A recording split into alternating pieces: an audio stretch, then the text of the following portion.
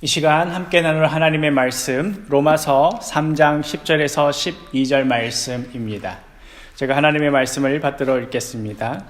기록된 바 의인은 없나니 하나도 없으며 깨닫는 자도 없고 하나님을 찾는 자도 없고 다 치우쳐 함께 무익하게 되고 선을 행하는 자는 없나니 하나도 없도다.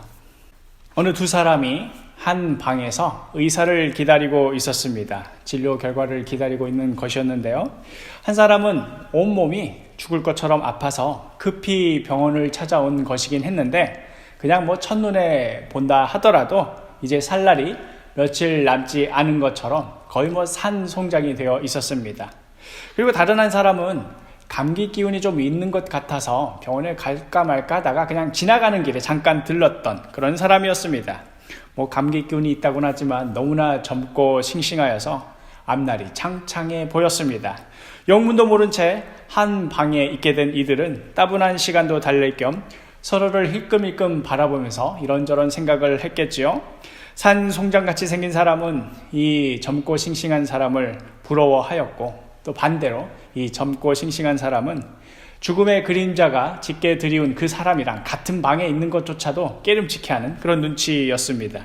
이윽고 문이 열리고 흰 가운을 입은 의사가 들어왔습니다. 이 의사가 이제 무슨 말 하려나 지켜보았습니다. 이 자리에 계신 두 분 모두 3개월 남았습니다. 이제 길어야 3개월 모두 다 죽게 될 운명입니다 하고 진료 결과를 발표한 것이지요. 산송장 같은 사람은 내 이럴 줄 알았다. 어쩐지 온몸이 이렇게 아프더라니 하면서 뭔가 체념한 듯한 그런 눈치였고, 반면에 젊고 싱싱한 사람은 도무지 믿기지 않는다는 듯 눈을 휘둥그레 떴습니다. 의사가 계속 말을 이었습니다. 그러나 한 가지 방법이 있습니다. 최근에 임상실험을 마친 새로운 치료법이 나왔는데 이 치료법을 적용하면 모두 다 살 수 있습니다 하고 말하는 것이었습니다. 그러자 이 산송장 같은 사람은 그 치료법이 무엇이냐며 지금 하루라도 빨리 그 치료법을 하자고 의사에게 매달렸습니다. 반면에 이 젊고 싱싱한 사람은 몹시 기분이 나쁘다는 투로 빈정되었습니다. 아니 감기 기운이 있는 것 같아서 원래 병원에 오려는 것도 아니었고 지나가는 길에 마침 병원이 있어서 들렀던 것이었건만 난데없이 무슨 돌팔이 같은 의사가 나타나서는 지금 나한테 사기를 치는가 하는 그런 시기였습니다. 치료법이 있다는 의사의 말에 기뻐하는 사람은 자신이 말기암 환자임을 인정하고 그 치료법을 갈망하던 사람이었습니다. 자기가 말기암 환자라는 것을 인식하지 않고 또 받아들이지 않는 사람은 치료법이 있다는 의사의 말이 하나도 기쁘지 않았습니다. 문제는 의사의 말이 진짜라는 데 있었습니다. 그 방에 있는 그 두 사람 모두 하루빨리 그 치료법을 받아야만 살 수가 있었습니다. 이런 상황에 과연 누가 생명을 건질 수 있겠습니까? 당연히 자신의 이 병을 받아들이고 인정하는 사람, 그리고 그 자신을 의사의 손에 내어 맡기는 사람. 예를 들기 위해서 짧게 만든 이야기입니다마는 이 이야기 속에는 성경이 우리 사람에 대해서 진단하는 아주 중요한 가르침을 담고 있습니다. 그것은 바로 우리 모든 인간은 죽을 병에 걸렸다는 가르침입니다. 그리고 그 죽을 병으로부터 꼭 치료를 받아야만 한다는 그러한 가르침입니다. 오늘 본문의 이 로마서 3장 10절 말씀, 기록된 바 의인은 없나니 하나도 없으며 모든 사람은 다 죄인이다. 그래야 해서 그 결말이 어떻게 되느냐? 로마서 6장 23절을 보면 죄의 삭은 사망이요. 모든 사람이 다 죄인이기 때문에 그 결과로 죽을 수밖에 없다. 이게 바로 성경이 분명하게 기준점을 꽝 하고 찍고 시작하는 말씀입니다. 당신은 죄인입니다. 그리고 그 결과로 죽게 됩니다. 사실 이게 얼마나 기분 나쁜 말입니까? 당신은 좀 부족한 사람일 수도 있어요. 그러나 용기를 내봅시다. 틀림없이 언젠가는 좋은 일이 생길 겁니다. 내가 당신을 응원하겠습니다. 만약에 성경이 이렇게 말한다고 친다면 누군들 성경 싫어하겠습니까? 그러나 아닙니다. 성경은 이 문제에 있어서 조금의 양보도 없습니다. 아주 기분이 나쁠 정도로 단호하게 찍어 넘어갑니다. 모두 다 죽어 마땅한 죄인이라는 것입니다. 로마서 3장 11절 12절 깨닫는 자도 없고 하나님을 찾는 자도 없고 다 치우쳐 함께 모익하게 되고 선을 행하는 자는 없나니 하나도 없도다. 아니, 우리 역사 가운데도 훌륭한 위인들이 얼마나 많고 주변을 살펴봐도 법 없이 살아도 될 만한 훌륭한 사람들, 착한 사람들 얼마나 많습니까? 물론 나쁜 놈들 있습니다. 그러나 그건 그 사람들이 문제인 것이지 왜 모두를 다 싸잡아가지고 죄인이라고 하는 겁니까? 또 죄인이라고 한다 하더라도 뭐 1년형, 5년형, 좀 심하면 10년형 뭐 이러면 되는 것이지 모두 다 한 사람도 빠짐없이 다 사형에 해당하는 죄인이라고 하니 이 얼마나 기분 나쁘고 또 사실 별로 받아들이고 싶지도 않은 그런 말입니까? 우리 마음속에는 자꾸만 저항하고 싶은 무언가가 생겨납니다. 도무지 인정하고 싶지가 않습니다. 마치 의사 앞에서 내가 이렇게 건강하고 젊고 싱싱한데 내가 지금 당신 앞에서 팔굽혀펴기 100개 해볼까요? 하면서 달려드는 내가 얼마나 지금 입맛도 좋고 잠도 잘 자는데 내가 왜 말기 암 환자란 말입니까? 하고 따지고 싶은 그런 심정이 우리 모든 사람들 안에 있는 것입니다. 바로 이 지점에서 매우 중요한 갈림길이 발생합니다. 그 의사의 말을 받아들일 것인가? 아니면 의사의 말이 아니라 내 판단, 내 기준을 받아들일 것인가? 내 기준, 내 판단, 내 감각으로 얻어진 결론이 확실하다고 여기는 사람에게 있어서 이 의사의 말은 들을 가치가 없는 것이지요. 이 의사는 돌팔이이자 사기꾼이자 사람 기분 나쁘게 하는 존재입니다. 어떻게 하면 이 의사를 피할 수 있을까? 혹은 내가 오늘 참 듣다 별 기분 나쁜 소리를 들었으니 어떻게 하면 이 기분을 좀 즐겁게 전환할 수 있을까 하는 그런 질문이 나오게 됩니다. 반대로 이 의사의 말을 받아들이는 사람은 이제야 그 다음 단계로 넘어가게 되는 것이지요. 그건 바로 어떻게 하면 이 병을 고칠 수 있을까? 또 의사는 이 병을 고치기 위해서 뭘 하라고 나에게 요구할까 하는 그러한 단계로 넘어가게 되는 것입니다. 내가 말기암 환자라는 것을 받아들이지 않는 사람이 무슨 정신으로 제 발로 수술대 위로 걸어 올라가겠습니까? 수술 받을 필요도 없고 약 먹을 필요도 없고 병원에 갈 필요도 하나도 없다고 여길 것입니다. 자신이 죄인임을 인정하지 않는 사람은 예수님이 도대체 왜 필요한지를 알 도리가 없습니다. 굳이 예수님을 인정한다고 치면 그냥 인류의 좋은 스승이나 좋은 말씀 많이 남기신 분, 존경할 부분이 참 많으신 위인, 이런 정도 생각이지 이게 결코 나랑은 무슨 관계가 있는 게 아닙니다. 나에게 무슨 좋은 소식이 될 게 하나도 없습니다. 그러니 오늘의 이 말씀은 우리 인간에 대한 하나님의 명확한 진단을 분명히 보여줍니다.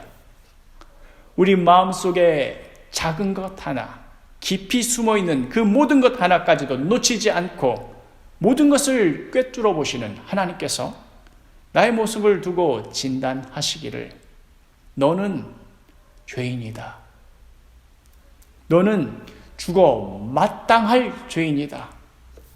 너 자신의 힘으로는 도저히 가망이 없는 절망 가운데 빠져 있다. 이렇게 하나님께서 진단을 내리시는 것이지요. 이것이 바로 조금 어려운 신학 용어로 전적 타락이라고 합니다. 전적 타락. 그냥 조금 타락한 사람도 있고 조금 더 타락한 사람도 있어서 누구는 좀 선하고 누구는 좀 악하다 이런 정도가 아니라 그 누구도 예외 없이 다 죽어 마땅한 죄인이다 하는 그런 성경의 진리입니다. 세상에서 인간을 바라보는 시각과 또 성경이 말하고 있는 인간의 참상은 바로 이 지점에서 극명히 갈리는 것이지요.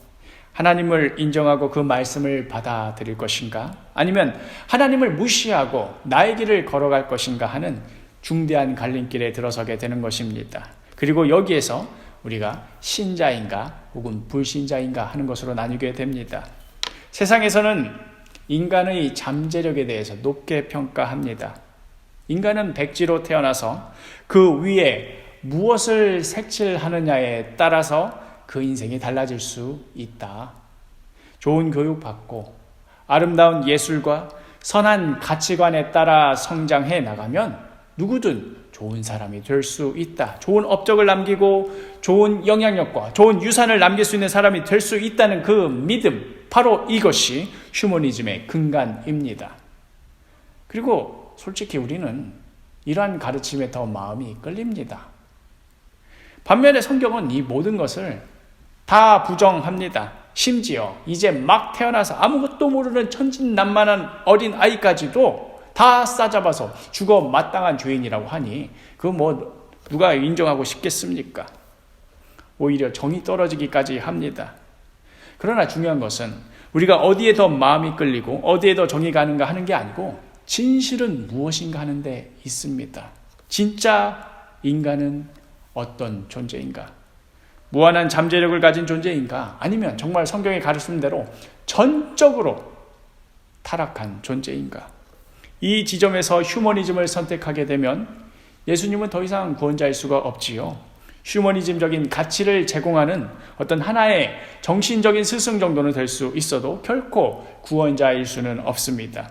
그러므로 예수님을 나의 구원자로 인정합니다라는 이 고백 속에는 동시에 나는 전적으로 타락하여서 도저히 가망이 없는 절대적인 절망 가운데 영원히 고통당해야 마땅한 그런 존재입니다라는 그러한 자기 인식, 그런 자기 인정이 들어가 있는 것입니다. 그러나 어느 인간이 자기 스스로를 그렇게 여길 수 있을까요? 착한 사람 정도는 아니어도 그래도 그렇게까지 나쁜 사람은 아니야 하고 생각하는 게 일반적이지 않을까요? 그래서 성경이 바로 이렇게 지적하는 것이지요.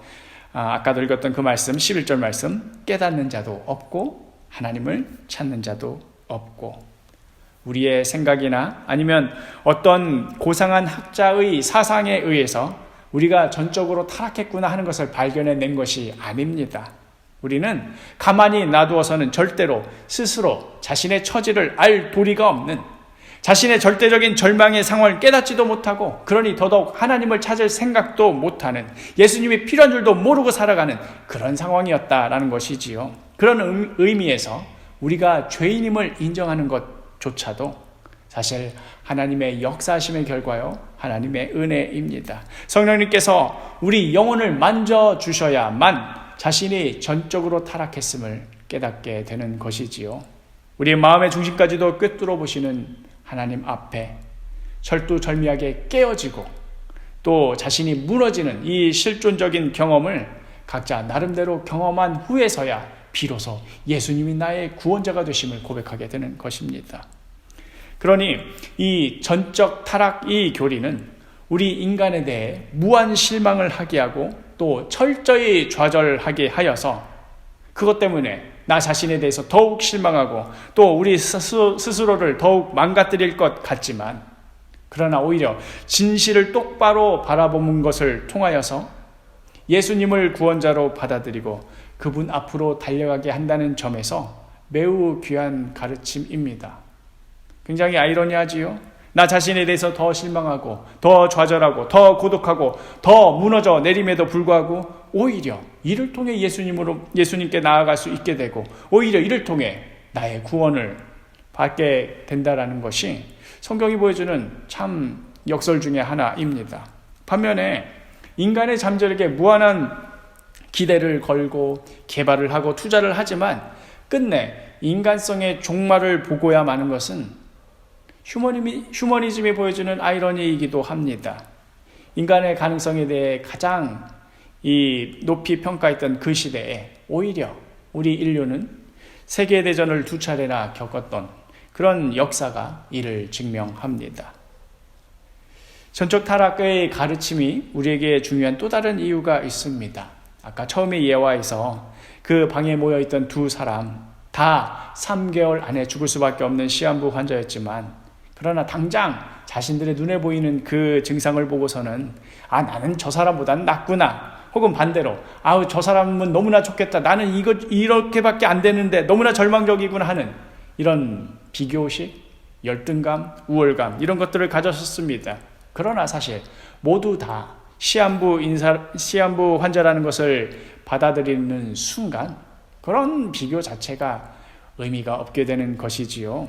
내가 지금 증상이 별로 안 보인다 하더라도 그것이 결코 우월할 이유가 안 되고, 반대로 내가 지금 산 송장처럼 보인다 하더라도 그것으로 열등할 이유도 없습니다. 정말로 시급하고 정말로 중요한 것은 어떻게든 이 새로운 치료법을 당장 시행할 것인가 말 것인가, 여기에 있는 것이지 당장 내가 가지고 있는 증상이 어떤가는 사실 굉장히 부차적인 것입니다. 마찬가지입니다. 전적 타락 교리는 우리로 하여금 모든 사람들에 대해서 불쌍히 여기는 마음을 갖게 합니다. 그리하여 내가 다른 이들보다 우월하다거나 더 선하다거나 더 거룩하다거나 하는 이런 생각들이 얼마나 부질없는 것인가 하는 것을 철저하게 깨닫게 합니다. 내가 이토록 하나님 앞에서 더러운 죄인인데 지금 다른 사람 손가락질할 겨를이 없는 것이지요. 중요한 것은 우리 죄인들 모두 예수님께 나아가야 한다는 것, 그저 예수님께서 우리를 불쌍히 여겨주심을 바라야 한다는 것, 이것이 기준이 되는 것이지 다른 이들을 향한 우월 혹은 열등의식 아무런 의미가 없게 되는 것입니다.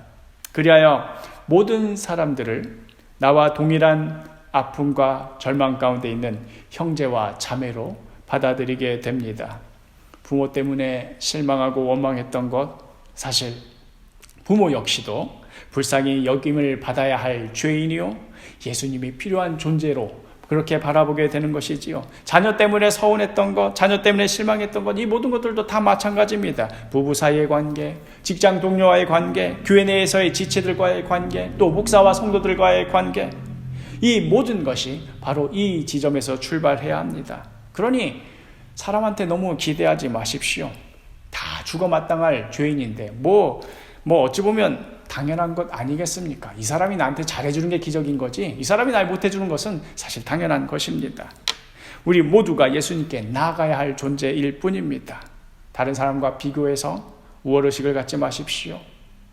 바리새인들이 세리와 창기 앞에서 콧대 높였다가 예수님으로부터 책망 들은 것 아닙니까? 우리 그리스도인들이 특별히 이 지점에서 약하지요. 나는 거룩하고 저들은 죄인이야 하는 이런 인식, 사실 성경이 가르친 것과 정반대의 것입니다. 그러니 이 전적 타락, 이 가르침은 모든 사람에게 열린 마음을 갖게 하고 또 겸손하게 하는 힘을 줍니다. 나 자신의 진짜 모습이 어떠한가, 그럼에도 내가 하나님께 어떠한 은혜를 입었는가, 이것을 날마다 묵상하십시오. 성령님께 날마다 물으십시오. 왜 세상 사람들이 그리스도인들을 오만하다고 여기는가?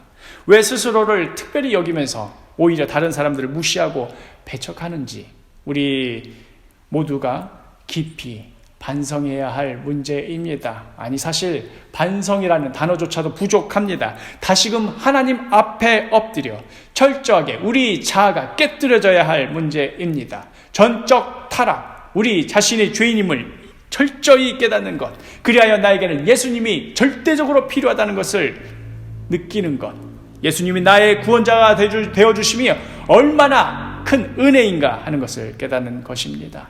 또한 동시에 다른 이들을 향해 겸손하고 열린 마음으로 포용하는 능력이 됩니다.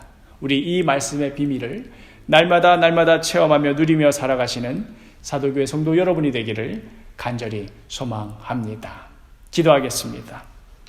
성령님, 우리를 도와주옵소서. 철저하게 나 자신의 모습이 어떠한 것인지, 내가 얼마나 하나님 앞에서 죽어 마땅한 죄인인지 깨닫게 하여 주옵소서. 그리하여 나에게는 아무런 소망이 없고 나에게는 아무런 기대치가 없고 오직 예수님만 간절히 구할 수 있도록 주여 도와주옵소서. 오직 예수만이 나의 구원자 되심을 고백하게 하여 주옵소서. 또한 다른 이들과 비교해서 열등한 의식을 갖는다거나 우월한 의식을 갖는 것이 아니라 우리 모두 다 예수님의 은총이 필요한 불쌍한 죄인임을 깨달아 서로 불쌍히 여기고 서로 사랑해주고 은혜가 필요한 그러한 존재임을 인정하고 그들을 향하여 더 너그럽고 더 포용하고 더 용납하고 더 사랑할 수 있도록 우리 모두에게 은혜 베풀어 주옵소서. 이 모든 말씀 예수 그리스도의 이름으로 기도합니다. 아멘.